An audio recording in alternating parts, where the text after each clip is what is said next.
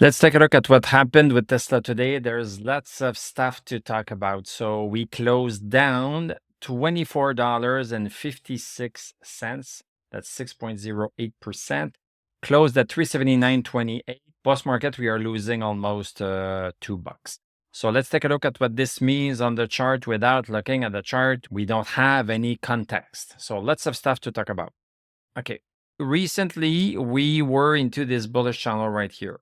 This is the bullish channel that showed us that Tesla wanted to go higher, faster than a previous bullish channel that we had. Just look at my past videos, it was there. So previous bullish channel was right here. But then we started to see that we were going faster. Boom, boom, going faster. This is what we were following because this was the one that was into effect.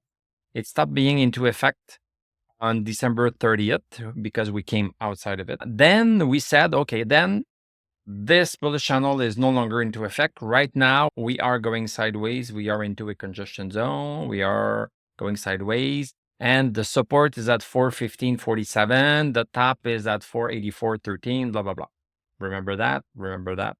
Yesterday, when we had the break right here, when we had the break of 415.47, then we were forced to conclude that it is the downward trend that is into play. It started being into play, but because we had the congestion zone at the same time, we could not really say that the bearish channel was winning.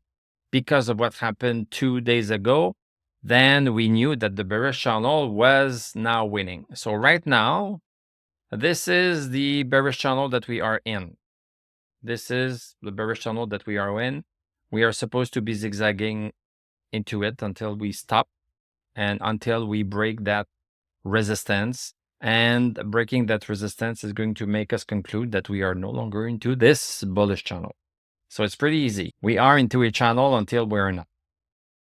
And then we can use that information to guide our investing, our trading. So right now, we are into this bearish channel. This is clear. What I want to mention is that we are back into this overall bigger bullish channel. We are back into this overall bigger bullish channel. And look at this. Look at how beautiful this is. We stopped right smack on it. Right smack on it. We stopped right there. So basically, we are still in a bullish channel. We are into a bullish channel at the same time as into our bearish channel. I know it can be confusing, but this is the stock market for you. This is the stock market. We have several patterns that are going on at the same time. I am telling you this because there's a possibility, I mentioned it 2 days ago, there's a possibility that we have a little bit of a bounce on the other side of our bearish channel because this is what we do. We are zigzagging. Right now, we are pretty much close to this support side of the bearish channel. At the same time, we are right smack onto the support side of the bullish channel.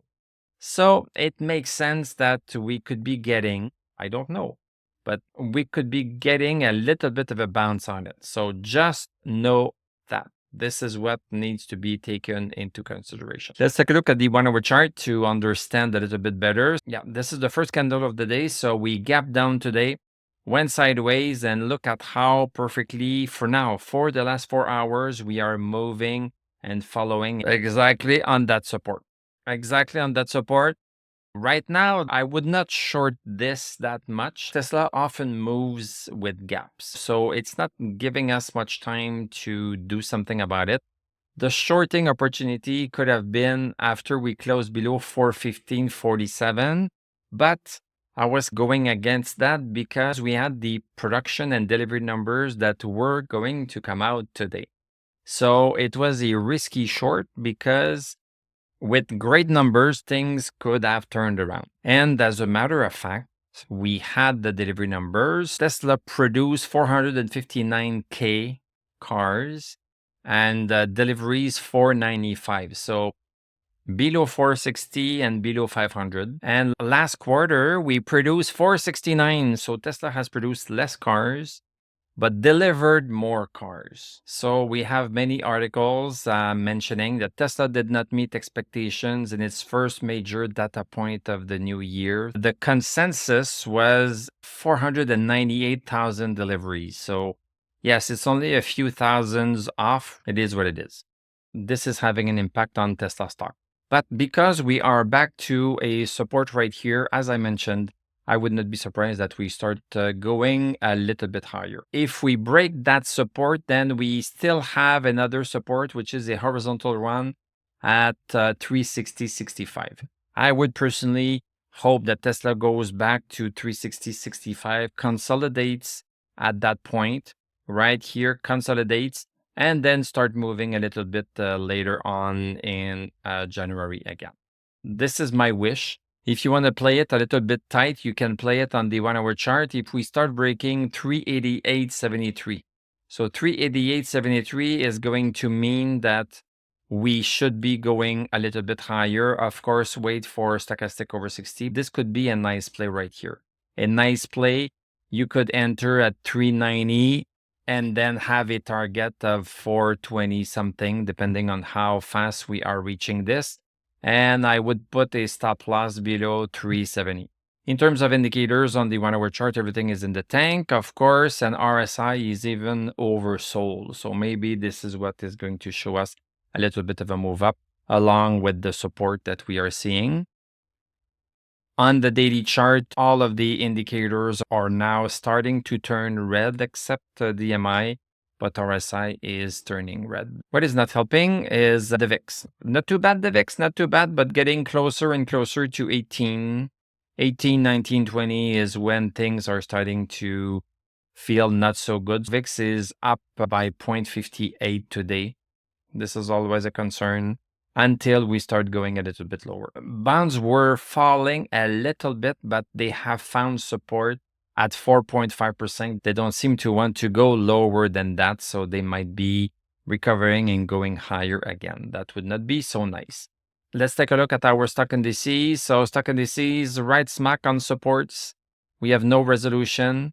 It's very close to support. Is support going to hold? So far it's holding. So far it's holding. We have no stochastic over 60.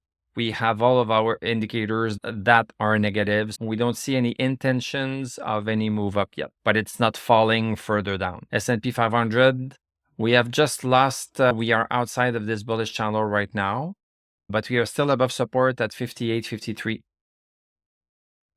Nothing else is known for now. NASDAQ, we are into a downward channel, but we were held up by this support.